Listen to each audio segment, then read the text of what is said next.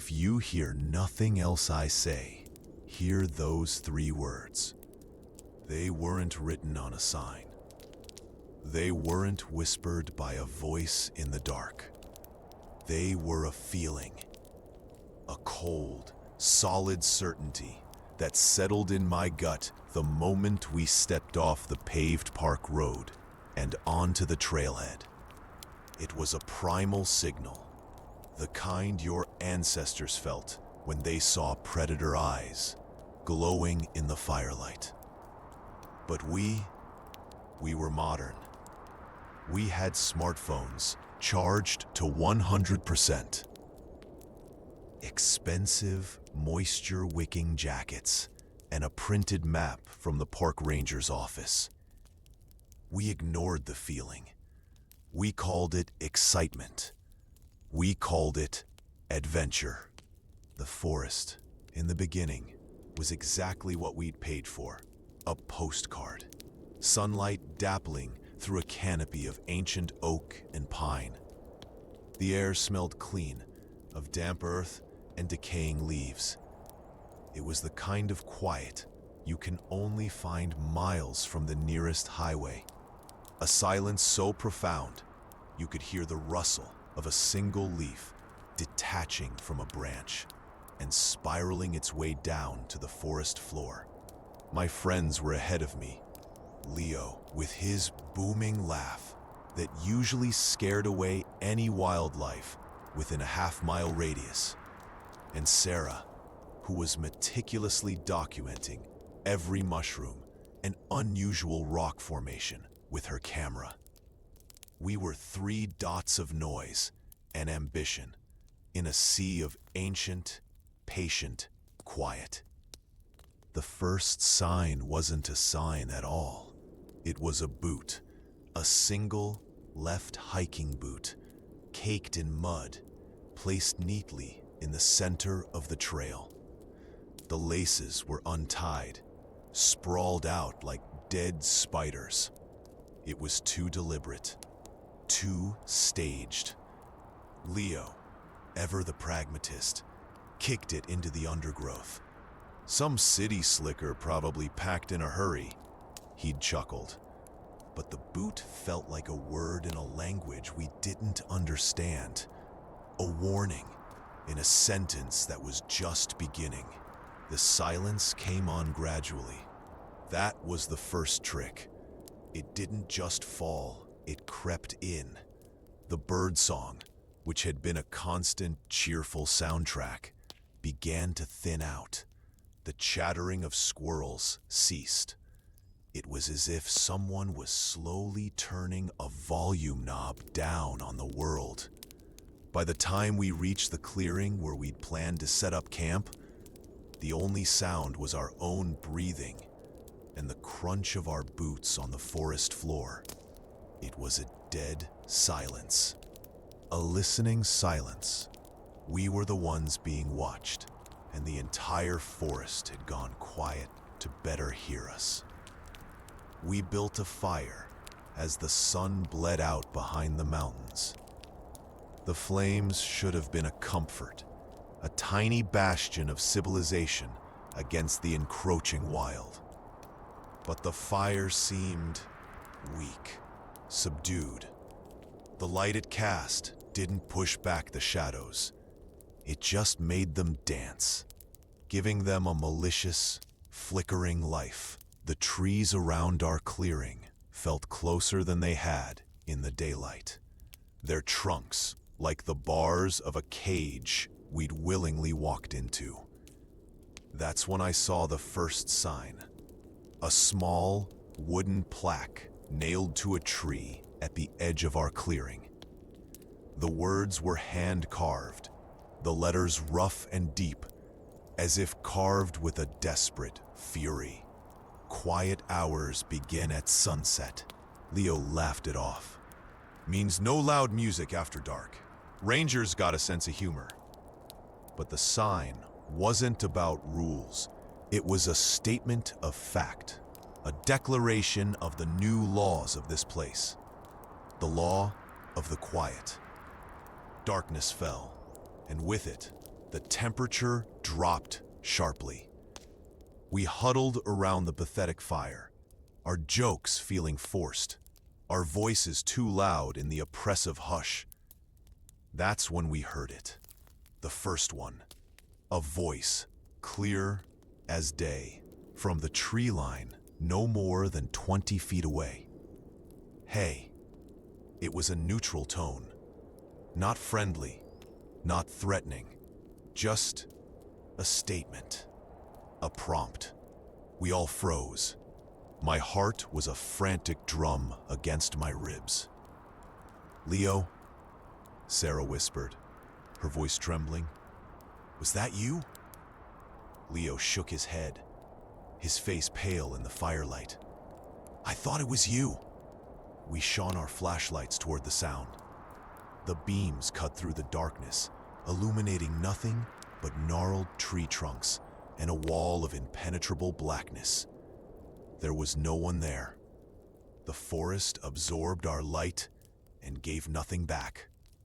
5 minutes passed. The tension in my shoulders had just begun to unknot when it came again, from the same spot, the exact same distance, the exact same tone. Hey, it was a perfect copy. There was no variance, no breath, no human inflection. It was a recording, a sample. My blood ran cold. This wasn't someone playing a prank. This was something learning. We scrambled back from the edge of the clearing, our backs to the fire, staring into the abyss. The silence returned, heavier than before. It was a waiting silence. We had failed to answer its call. The next hour was a slow unraveling of sanity. The voice returned, over and over. Hey, always the same. It began to circle us, moving around the perimeter of our camp. A disembodied presence, testing its sound in the dark. Then, it changed. It was Sarah's voice this time, calling my name from the woods, with a perfect, pleading fear. "Are you out there? I'm lost." My body jerked to respond, a primal instinct to help my friend. But Sarah was right beside me, her nails digging into my arm, her whole body shaking. "Don't," she breathed. "It's not me." The forest was no longer just listening. It was studying us. It was dissecting our voices, our fears, our relationships, and playing them back to us like a twisted instrument. Then, it used my own voice. It called out to Leo, mimicking my casual tone. "Leo, man, check this out." Leo took half a step forward before I grabbed him. The horror on his face was absolute. We were being hunted, not with teeth and claws, but with our own identities. We decided to run. It was a panicked, unspoken decision. We wouldn't wait for sunrise. We would pack the essentials and follow our GPS back to the trailhead. But when we turned to dismantle our tent, we saw it. Another tent, identical to our own, pitched just 10 feet away, in a spot that had been empty moments before. The door flap was unzipped. Inside, in the sleeping bags, were 2 still human-shaped forms. We didn't wait to see more. We just ran. The trail back was wrong. The geography had shifted. Gentle slopes had become steep, treacherous inclines. Familiar landmarks were gone. The path itself seemed to writhe under our feet, branches whipping at our faces, as if the forest itself was trying to hold us back. Our GPS devices spun in useless circles. The flashlight beams seemed to die after a few feet, the darkness swallowing the light like a physical substance. And always, just behind us, We could hear the sound of footsteps keeping pace. Not running, just walking. A relentless, patient pursuit. We burst out of the tree line, not at the park road, but onto a narrow, rocky ledge overlooking a ravine we had never seen before. And there, standing between us and the only way forward, were two figures. They were silhouetted against the moonlit sky, but their shapes were unmistakable. They were us, or rather, crude, unfinished copies. Their movements were jerky, like puppets being controlled by an unseen hand, learning the mechanics of human motion. They didn't speak. They just stood there, blocking our path, their heads tilted in identical, unnatural angles. We were trapped. The things that wore our faces stood ahead, and behind us the forest waited, breathing its silent, malevolent breath. There was no sound but the ragged gasps of our own panic and the slow, deliberate crunch of gravel as the doppelgangers took a step forward. They were hurting us. They weren't trying to kill us. They were trying to turn us around. They were trying to make us go back into the dark. We didn't have a choice. We scrambled off the path, down the steep, rocky side of the ravine, thorns tearing at our clothes, rocks skittering out from under our feet. We fell more than we ran. We didn't look back. We just moved, driven by a terror so pure, it bypassed thought and went straight to instinct. Somehow, impossibly, we found a creek, a real, flowing body of water that shouldn't have been there, according to our map. We followed it downstream, stumbling over slick stones, our bodies screaming in protest. The sounds of pursuit faded, replaced by the blessed natural sound of rushing water. We ran until our legs gave out, collapsing in a heap as the first hints of dawn tinged the sky a sickly gray. A park ranger found us 2 days later, dehydrated and delirious, 5 miles from where our car was parked. We told him everything. He listened with a face of stone. And when we were finished, he didn't offer comfort or skepticism. He just said, "You shouldn't have gone off the main trail. This forest, it has a different map." I wish that was the end. I really do. But the forest doesn't let go that easily. Back home, in my sterile, brightly lit apartment, my phone buzzed. A text from an unknown number. It was a picture, grainy and dark, taken from within the trees. It was a photo of me, from that first night, sitting by the fire. The caption beneath it was a single, perfectly mimicked word in Leo's voice. "Hey, the woods don't just contain the danger. They decide who gets to leave. And I have a terrible, chilling feeling. They haven't decided about us yet. The quiet hours are just beginning. Home. They tell you it's a sanctuary. 4 walls, a locked door, a space that belongs to you. That's the biggest lie we tell ourselves. Because the things that truly haunt you don't need a physical key. They followed me back. Not in a way you can see, not as footprints on the clean carpet or shadows in the corner of your eye. They followed me back in the silence. The first week was a blur of police reports and doctor's visits. They gave me pills for the anxiety, for the nightmares.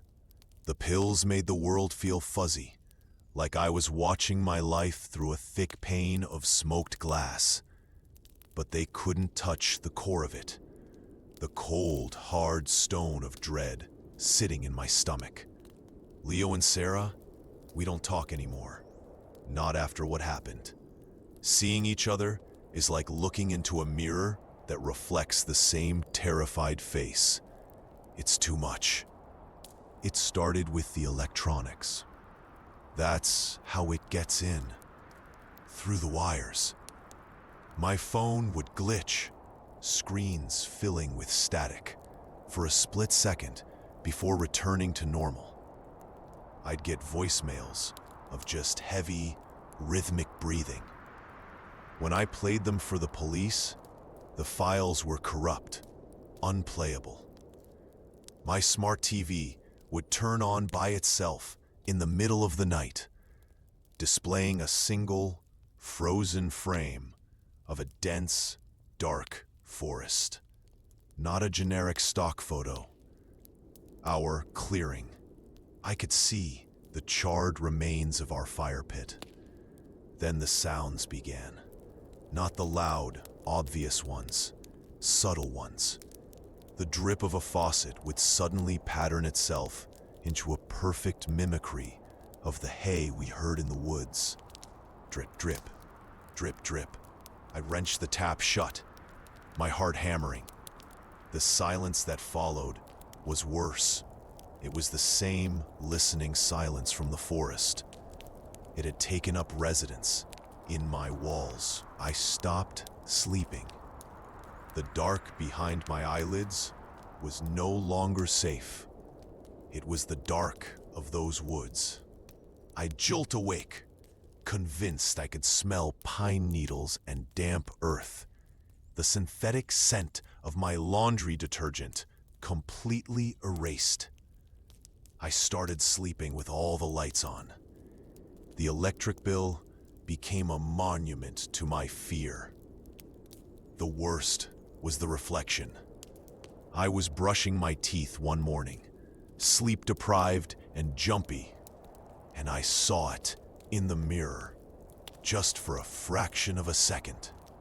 My reflection didn't move when I did. It was just staring back at me, its head tilted at that same unnatural angle as the things on the ledge. Its eyes were empty. Not black, just empty. Like holes punched through reality. I spun around, of course. There was nothing there. But when I looked back at the mirror, my reflection was my own again. My face, a mask of pure panic. Now, I avoid mirrors. I cover them with sheets. My girlfriend thinks I've lost my mind. It's learning. That's the most terrifying part. It's not just repeating anymore. It's adapting. It used my girlfriend's voice last week. Called from the kitchen. "Can you help me with this?" Her voice was perfect. The slight lilt she uses when she's asking for a favor. I was about to get up when I remembered. She wasn't home. She was on a business trip, 3 states away. The call had come from the landline, the one I never use. This isn't paranoia. Paranoia is an irrational fear. My fear is a receipt. It's the price I paid for walking where I wasn't supposed to go. The forest isn't a location on a map. It's a state of being. A sentient, patient intelligence that doesn't forget a trespass. It laid a seed inside me, a spore of itself, and now it's growing in the fertile soil of my fear, twisting its roots through my memories, my senses, my very perception of what is real. I tried to go back to work. I sat in a fluorescent-lit meeting room, surrounded by the comfortable, mundane chatter of my colleagues.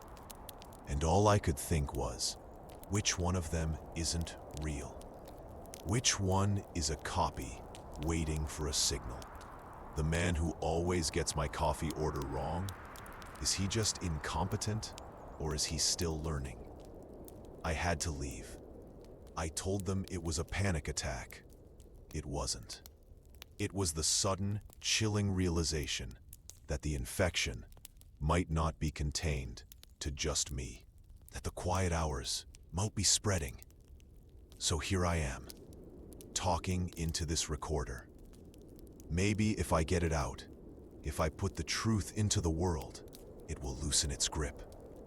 Or maybe I'm just providing it with more data, more of my voice to sample, more of my fear to consume. Sorry, it's in the quiet now. Not just the silence of an empty room, but the quiet between the ticks of a clock. The quiet in the space between one heartbeat and the next. It's waiting there, and it's still learning. It's learned my routines. It's learned the sound of my girlfriend's voice. I think it's starting to learn how to sound like me when I talk to myself. The text messages have started again. New number. This time, it's not a word. It's a sound file. I haven't played it. I don't need to. I can feel what it is. It's the sound of my own screaming, recorded from deep within the woods, played back to me in the safety of my own home. A reminder, a promise. You don't escape a place like that. You just bring a piece of it back with you, and it's patient. It has all the time in the world to teach you what the words quiet hours truly mean. The sun is going down. The lights in my apartment seem dimmer than they should be. The quiet is settling in, and I think it's almost time for it to speak again. I'm documenting this, not for anyone else, for me. To prove I'm still here, that I'm the one thinking these thoughts. The pills don't work anymore. They just make the static louder. My therapist said I should ground myself in reality. List 5 things I can see, 4 things I can touch. I see the cracks in the ceiling. They look like a river delta on a map of a place I've never been. I see the curtain moving, but there's no draft. I see the charging light on my phone, blinking like a slow, green heartbeat. I see my own hands, but the lines on the palms look unfamiliar, like a map I haven't learned to read. I see the sheet covering the mirror, but it bulges sometimes, as if something is pressing against it from the other side. I can touch the cold glass of this water bottle. I can touch the rough texture of this blanket. I can touch the keyboard of my laptop, the keys cool and slightly greasy. I can touch the pulse in my own wrist, beating a frantic, bird-like rhythm against my fingertips. But the fifth thing I can feel is the pressure. It's not in the room.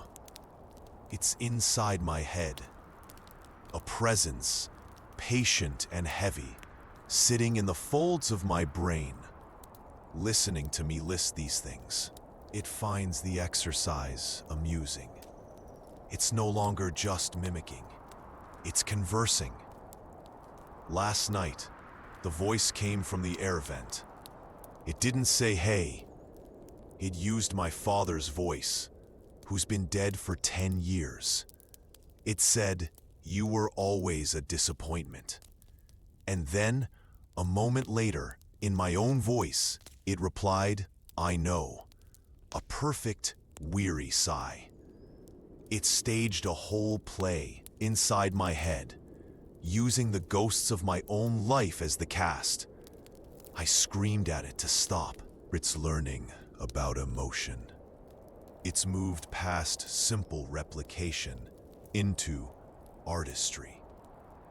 It understands that fear is a tool, but cruelty is a craft. It found the memory of my childhood dog Buster, who got hit by a car. I came home yesterday to the sound of whimpering from behind the bathroom door. The exact sound Buster made when he was dying. I stood there for an hour, my hand on the doorknob, crying, knowing it wasn't real, but unable to stop the pain it was causing. That's its new method. It's not trying to scare me. It's trying to break me. To see what pattern the pieces make when they shatter. My girlfriend left. She said the person she fell in love with is gone. She's right. He's gone. I'm just the house he lives in now, and something else is living here with him. She packed her bags while I sat on the couch, staring at the covered mirror. She thought I was ignoring her. I was just conserving my energy for the night. The nights are the longest. I've started drawing. I don't know why. I never could before. But now my hands move on their own, filling pages with spirals and jagged lines that look like tree branches. Last night, I woke up and my fingers were stained with charcoal. A new drawing was on the bedside table. It was a detailed sketch of the view from my apartment window. But in the drawing, the city was gone. It was just a sea of trees, and standing at the tree line was a figure.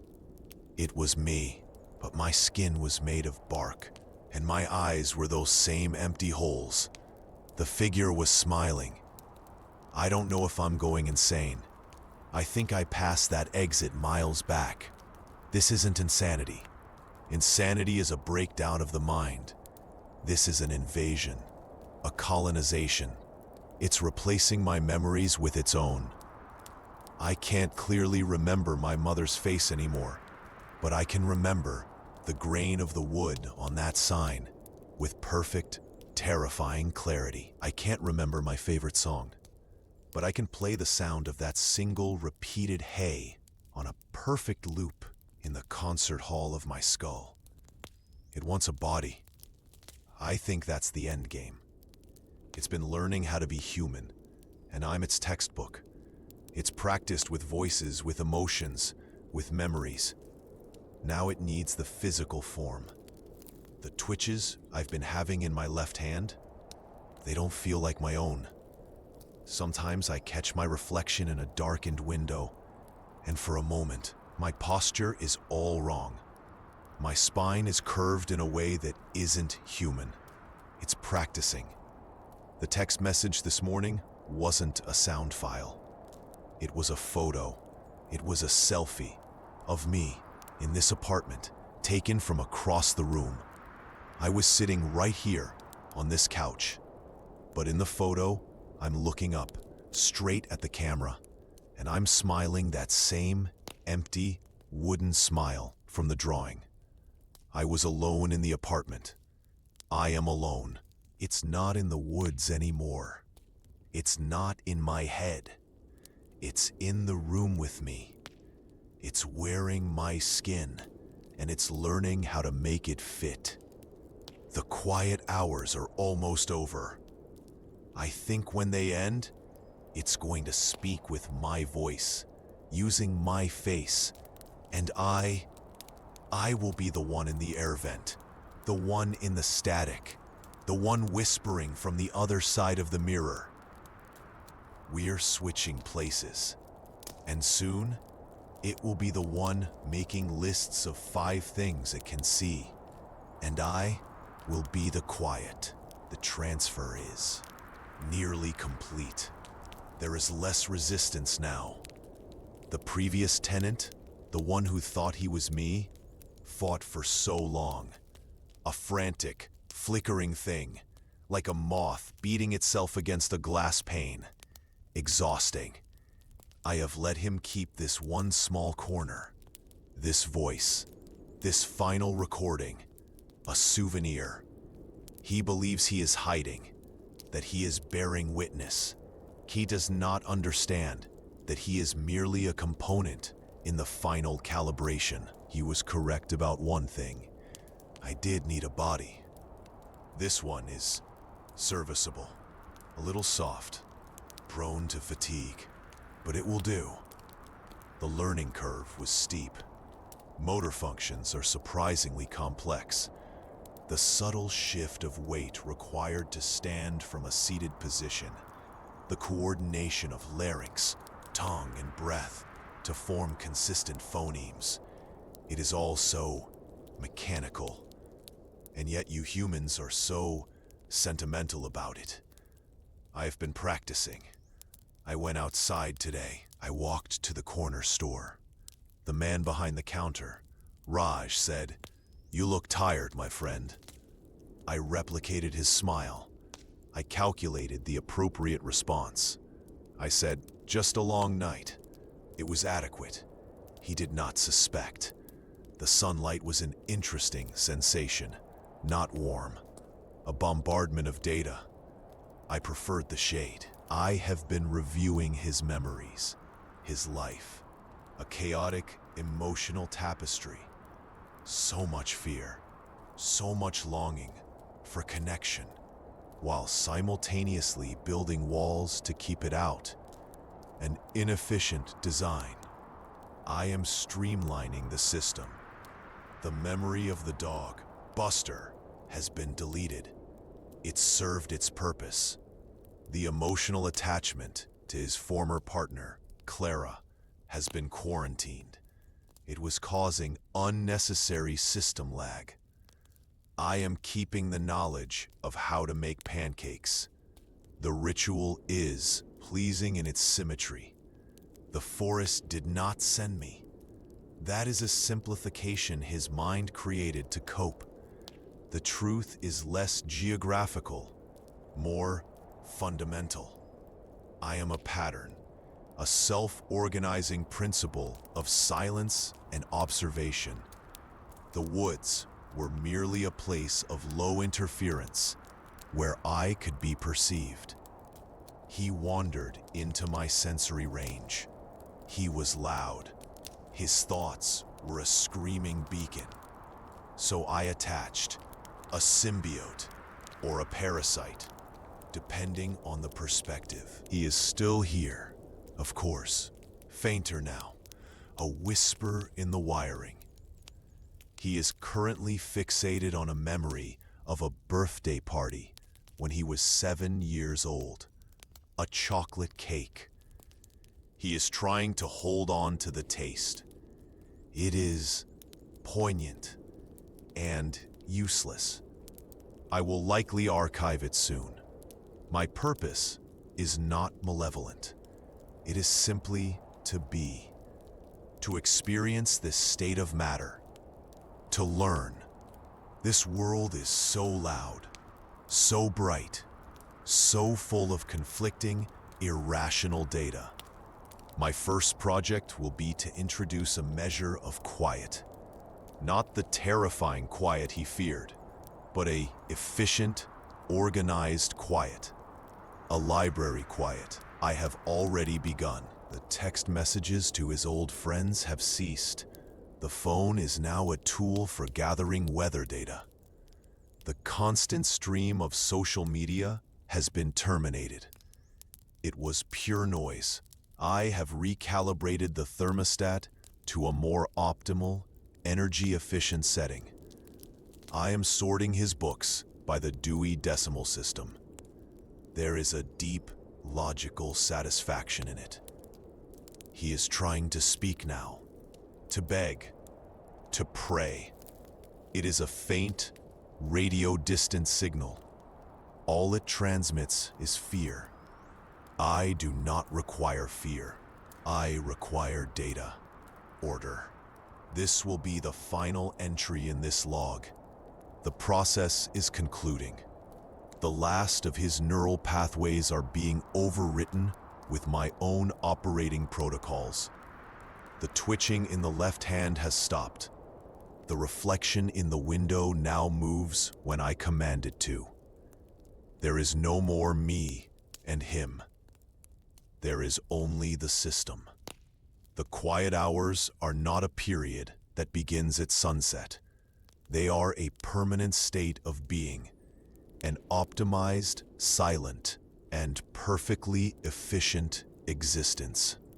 I need to tell you about the summer of '98. Not the one in the history books, but the one that rewrote my personal history.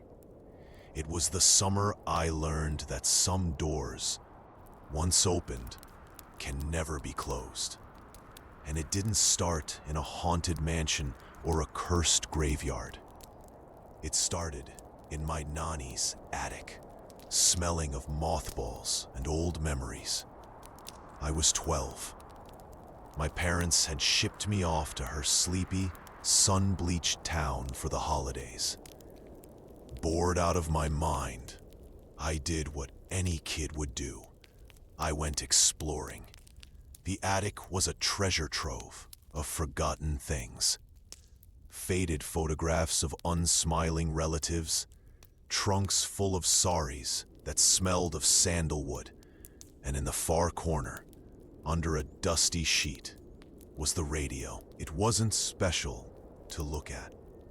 A big, bulky wooden thing with a cracked leather handle and a single large dial.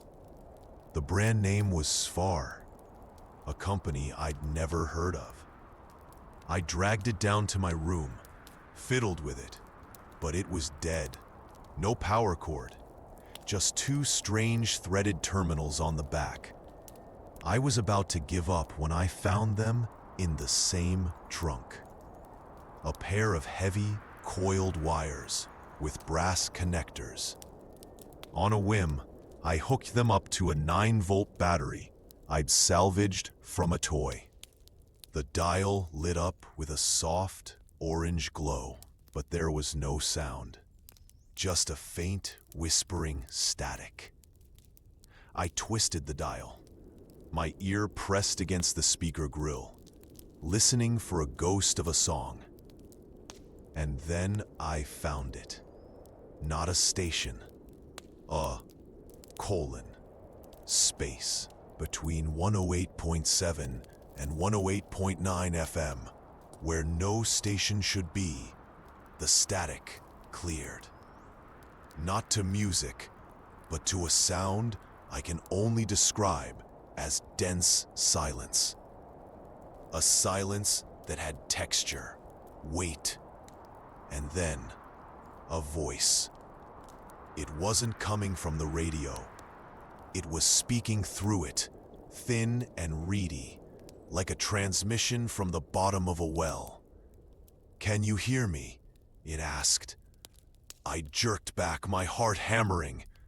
I thought it was a prank, some weird pirate radio. "Hello?" I whispered back, feeling stupid. "The line is clear," the voice said, satisfied. "Designation, Listener 742. That was my first conversation with the archivist. That's what it called itself. It wasn't a ghost, not a person. It was a custodian, a librarian of a library that didn't hold books, but moments, lost moments. Conversations swallowed by the wind, secrets whispered to crumbling walls, final thoughts that never reached their intended target. The radio wasn't a receiver, it was a key, and I had just unlocked a door to the world's echo chamber. At first, it was a game. The archivist would play me snippets. A man in 1943, promising his wife he'd return from the war, his voice tight with a lie he didn't yet believe. A little girl in 1971, singing a nonsense song to her cat in an empty house. These were harmless, poignant echoes. I felt like a time traveler, a silent witness to a million private histories. But the archivist was a teacher, and it was a patient one. It started giving me tasks. Listener 742, it would say, its voice a dry rustle in the speaker. The echo at grid 7 alpha is unstable. A question was asked that was never answered. This creates a dissonance. You must find the answer. The first one was easy. The echo was from a boy, maybe my age. In 1985, he was standing by a rusty swing set, asking his friend, "Do you think we'll still be friends when we're old?" The friend had just run off, called by his mother, and never replied. The archivist gave me a name, a town. It took me a week of riding my bike around, asking questions, but I found him. A man now, with a receding hairline and a kind smile. I told him I was doing a school project on childhood memories. When I mentioned the swing set, his eyes went distant. "Yeah," he said, laughing softly. "Yeah, we're still friends." When I reported back to the archivist, the static on that frequency smoothed out into a clean, resolved silence. I felt a weird sense of accomplishment. I was fixing things, tying up loose ends in the fabric of time. The tasks got harder. The echoes got darker. A woman's frantic prayer in a storm-drowned car. A man's quiet, final apology to an empty room. I was no longer just a listener. I was an active participant in these ghost stories. The weight of it began to press down on me. I was 12, carrying the regrets of the dead. The final task was the worst. The archivist's voice was different that day, urgent, almost agitated. Listener 742, a critical dissonance, a severance echo. Location, your house. Temporal coordinate, last winter. It played the echo. My own voice, choked with tears. I was arguing with my mother. She wanted me to try out for the school play. I didn't want to. I was scared. The argument escalated, the way they do. Stupid, hurtful things were said.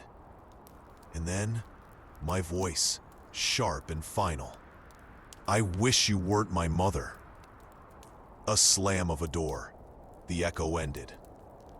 In the real world, we made up an hour later. She'd brought me hot chocolate. I'd mumbled an apology. Life moved on, but the archivist showed me the truth. That moment of pure, childish rage had created a fracture. A tiny, invisible crack between me and the most important person in my life. The echo must be resolved, the archivist insisted. The energy is corrosive. It will widen. "How?" I asked, my voice small. "You must go back to the exact location. You must state the counter-argument. You must heal the fracture." It sounded like madness, but the pressure from the radio was immense.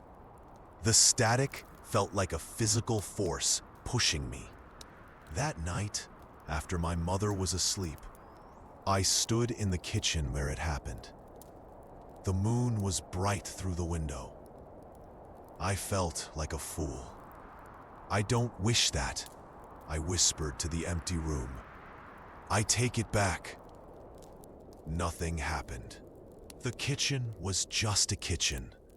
I felt a surge of relief and then anger at the archivist for making me do this. I went back to my room, determined to unplug the radio for good. It was waiting for me. The dial was glowing brighter than ever, a sickly, pulsing orange. The static wasn't a whisper anymore. It was a roar. And underneath it, I heard a new sound. A wet, ragged breathing. Listener 742. A new voice hissed from the speaker. This voice was not dry and calm. It was greedy. It was hungry. The fracture is not healed. It is an opening. Thank you for the invitation. I realized then, with a cold terror that froze the blood in my veins, that I had misunderstood everything. The archivist wasn't a librarian. It was a warden. And it wasn't guarding the echoes from us. It was guarding us from what hides within the echoes, the things that feed on regret, on pain, on severed connections. By trying to fix the past, I hadn't closed the door. I had jimmied it open. And something had been waiting on the other side. The heavy radio speaker grill bulged. Something was pressing against it from the inside. The wood of the cabinet splintered with a sharp crack. I didn't stay to see what came out. I ran. I ran out of my room, out of the house, and didn't stop until I was breathless and sobbing under the streetlight at the end of the block. When I finally crept back inside at dawn, the house was silent. My room was a wreck. We told my parents there'd been a short circuit, a freak electrical fire. They believed it. I never told anyone the truth. But sometimes, late at night, I'll be on the edge of sleep and I'll hear it. A faint, wet breathing from the closet. Or I'll catch a glimpse of a dark, shifting stain in the corner of my eye that vanishes when I turn my head. The archivist is gone. The door is closed. But I let something through, and I think it's still here. It's just waiting for me to create another fracture. It's waiting for me to get angry, or sad, or to say something I don't mean. It's patient. It knows I'm not perfect, so I choose my words very, very carefully now. I apologize quickly. I never go to sleep on an argument, because I know that every moment of unresolved pain isn't just a memory. It's a doorway, and I've already seen what's on the other side. The silence after the radio shattered was the loudest sound I have ever heard. It was a presence, a held breath. For a month, I slept with the lights on, my back to the wall, staring at the closet door. Every creak of the house was a footstep. Every rustle of the wind was that wet, ragged breathing. My parents wrote it off as lingering trauma from the electrical fire. They couldn't see the stain on reality that I had let into our home. ... It took 3 months for the next sign to appear. I was taking out the trash, the plastic bag heavy with the remains of a life I no longer recognized. As I heaved it into the bin, I saw it, etched into the frost on the lid of the metal garbage can, as if carved by an invisible, frigid finger, were 2 words. Still here. My blood didn't run cold. It solidified. It was a message, a receipt. It knew I knew, and it wanted me to know it was still around. I scrubbed the frost away with my bare, freezing hands until the metal was clean, but the words were already branded onto the back of my eyelids. That was the day I understood. This wasn't a haunting. It was a stalking. I became an archivist of my own life, a warden of my own emotions. I started a journal, not of my thoughts, but of my emissions. Any moment of strong negative feeling, anger, frustration, deep sadness, I would log it. The time, the location, the trigger. I was mapping potential fractures. I became the most placid, agreeable teenager you could imagine. I never argued. I never raised my voice. My teachers praised my maturity. My parents worried I was bottling things up. They had no idea that the bottle was all that stood between our world and something unspeakable. The manifestations were subtle, tailored to my new, hyper-vigilant state. It couldn't get a direct purchase anymore, so it worked on the periphery. I'd be studying, and the shadow my lamp cast on the wall would, for a single heart-stopping second, develop too many joints in its arms. I'd glance at a puddle, and my reflection would be smiling a fraction of a second too late. It was testing the fences, looking for a new weakness. It was learning how to mimic the visual world, just as the archivist had once mimicked sound. The biggest test came during my senior year of high school. My grandfather, my nanny's husband, passed away. The grief was a physical blow, a deep, aching hollow in my chest. At the funeral, surrounded by weeping relatives, I felt the pressure building. This was it, a true, profound, undeniable fracture. The grief was a canyon opening inside me. I could feel it, the thing from the radio, circling that canyon like a shark, waiting for me to fall in. I locked myself in a bathroom at the funeral home. I sat on the closed lid of the toilet, gripping the sink, and I did not cry. I focused on my breathing. I focused on the cold porcelain under my hands. I recited the periodic table in my head. I did anything to dam the flood. It was the hardest thing I have ever done. To deny my own humanity at the moment it demanded to be felt. When I finally emerged, my face was a calm mask. My mother hugged me, her own face wet with tears, and whispered, "It's okay to be sad, you know." I just nodded, my own emotions screaming behind the dam. I had won that round, but the cost was a piece of my own soul. I thought distance would help. I went to college on the other side of the country. A fresh start, a new, sterile dorm room with no history. For the first few months, it worked. The sightings stopped. The pressure eased. I began to believe I had left it behind in my childhood home. I was wrong. I had just forced it to evolve. It found me in the campus library during finals week. The air was thick with the smell of stale coffee and panic.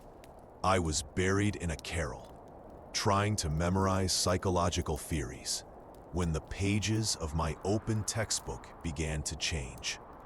The text on cognitive dissonance blurred, the ink running like black tears, and reformed into a single handwritten sentence in the margin.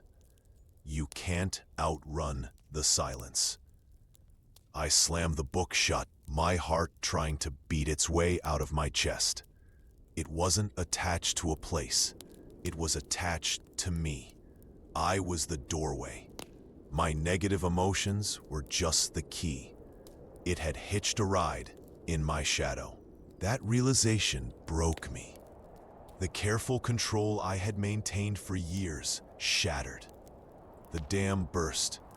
The fear, the grief, the anger at this relentless invasion of my life, it all came flooding out. I ran from the library, blind with panic, tears streaming down my face. I was creating a fracture with every sob, and I didn't care anymore. I ended up in a forgotten corner of the campus, a concrete overpass by the train tracks, collapsing onto the gravel in the dark. I screamed into the night, cursing the archivist, cursing the radio, cursing the thing that had ruined my life. And then, everything went quiet. Not the ordinary quiet of night, but that quiet. The dense, textured silence from the radio.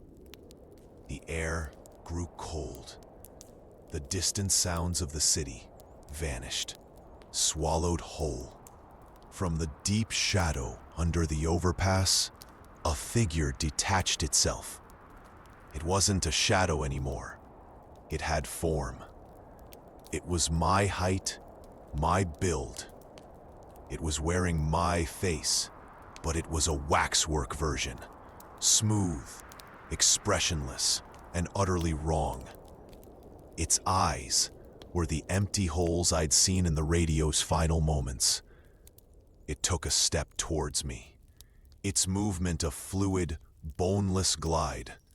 It stopped a few feet away, its head tilting in that familiar, unnatural angle. It spoke. Its voice was a perfect copy of mine, but stripped of all emotion, all warmth. It was the voice I used in my most controlled, placid moments. "You called?" it said. I could only stare, paralyzed. This was it. The end. But it didn't attack. It didn't lunge. It just stood there, a monument to my own fractured self. "I am not your enemy," it said, my voice echoing flatly in the unnatural quiet. "I am a consequence. You opened a door to the place where lost things go. I was lost. Now I am found. And I have found a home." It gestured, a slow, deliberate motion towards my own chest. "In the silence you carry with you." And then it stepped forward, and instead of striking me, it dissolved. It flowed into my shadow, which deepened and stretched for a terrifying second before snapping back to normal. The regular sounds of the night rushed back in. A distant siren. The wind. I was alone. But I wasn't. I can feel it now. Not as a separate entity, but as a cold, silent current running just under my skin. It's integrated. It's part of the system. The warden has become the prison. My every moment is now a negotiation. I allow myself a flicker of annoyance in traffic, and I feel that cold current stir in response. I feel a moment of genuine joy, and it recedes, waiting. I don't know what it wants in the long term. I don't know if it's biding its time, or if this symbiosis is its final goal.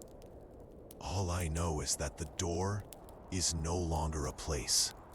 The door is me, and it's always, always open, just a crack. I have to be careful with every thought, every feeling, because the silence isn't out there anymore. It's in here, and it's always listening. The symbiosis is stable.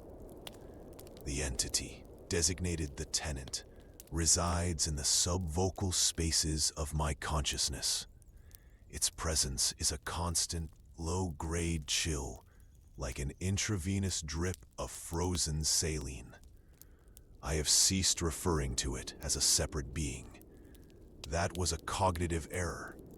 We are a single system now, a hybrid organism. My life has been optimized for minimal emotional fluctuation. I work as a night shift data analyst. The work is logical, repetitive, and requires no human interaction beyond receiving task briefs. My apartment is a 400 square foot studio. White walls, minimal furniture, no photographs, no music. The decor is a null set.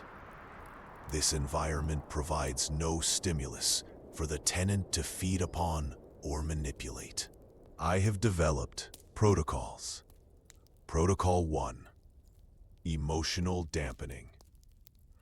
When an emotional spike is detected, frustration from a coding error, the fate nostalgia triggered by a specific shade of twilight, I initiate a sequence. I recite prime numbers. I visualize the slow, inexorable flow of a glacier. I focus on the physical sensation of my breath moving in and out. The tenant responds to this by receding. It is a negotiation. I offer it order, and it withholds its influence. Protocol 2. Sensory deprivation.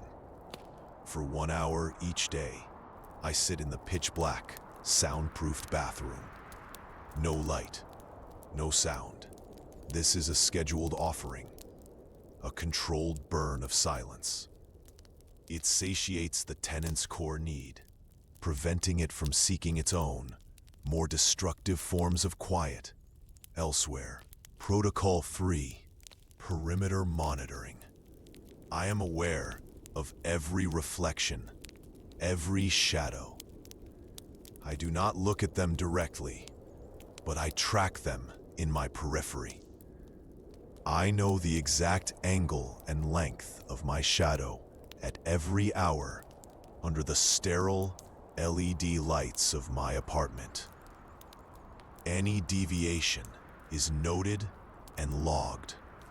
So far, deviations are within acceptable parameters. It is testing its constraints, not breaking them. This is not a life as humanity defines it. It is a state of managed existence, a long-term ceasefire.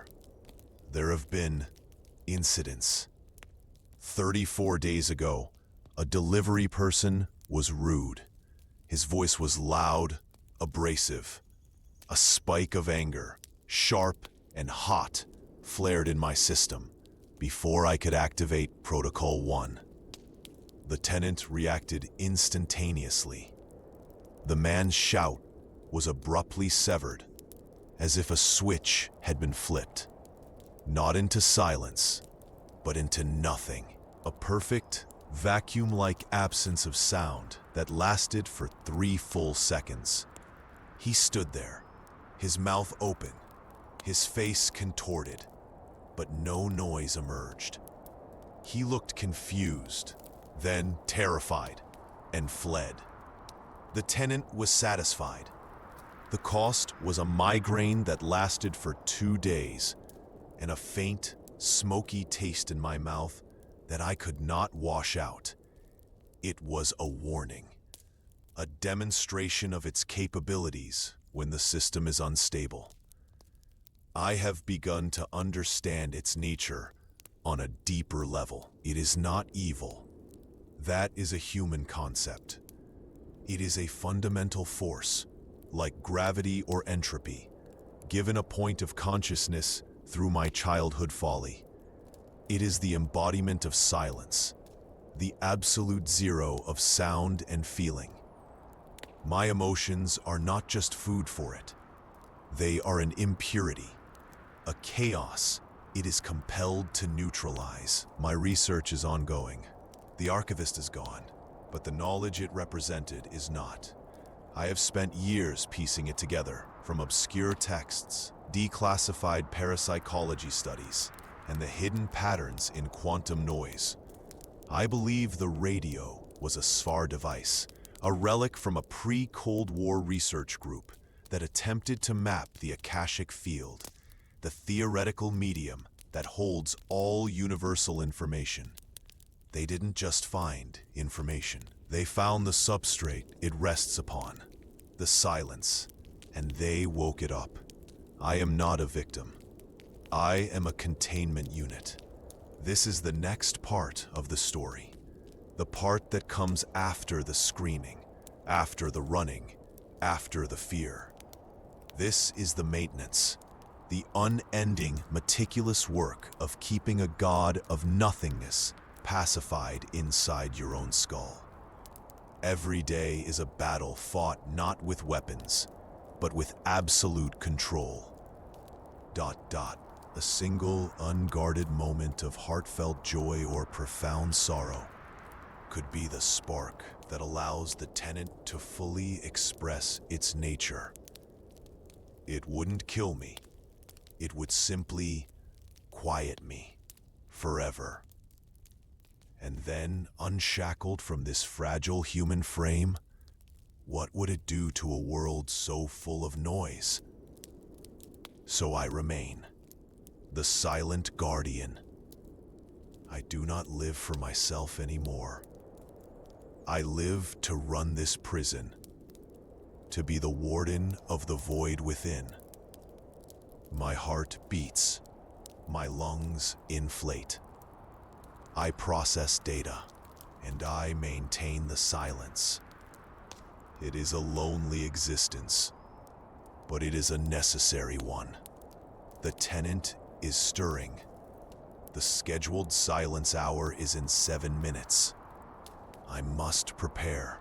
Log entry complete. The protocols are failing. It started 2 weeks ago. A deviation outside acceptable parameters. I was reciting primes. 2, 3, 5, 7, 11 to quell a spike of frustration over a corrupted dataset. But the tenant didn't recede. The chill in my veins deepened. And for the first time, I heard it not as a feeling, but as a sound. A single, pure, high-frequency tone, right at the upper threshold of hearing. A dentist's drill inside my mind. It's what I imagine silence sounds like when it's angry. The Geiger counter effect is new. It's not an external sound. It's a neural feedback. My own synapses firing are being translated. Every thought, every flicker of emotion now produces this soft, radioactive clicking in my inner ear. Calm, orderly thoughts produce a slow, metronomic rhythm. The moment my mind wanders into uncharted emotional territory, the clicks accelerate into a frantic, staticky rattle. The tenant is no longer just a passenger. It's building an interface. It's hardwiring itself into my nervous system. My dampening techniques are becoming less effective. It's learning to bypass them. It's like trying to put out a fire with gasoline. The act of focusing on my breath now sometimes triggers the high-frequency tone. My own tools are being turned against me. The perimeter has been breached. The invasion is no longer external. It's a systemic takeover from within. I attempted Protocol 2, the scheduled silence. I entered the bathroom, sealed the door, and sat in the perfect dark. But the silence was different. It wasn't empty. It was charged, potent. I could feel the tenant expanding in that darkness. Not satiated, but energized. The Geiger counter in my head went silent, not because there was no activity, but because it was overwhelmed by a signal so vast, my brain could no longer parse it as sound. I stumbled out after 10 minutes, my nose bleeding, the coppery taste of violated physics on my tongue.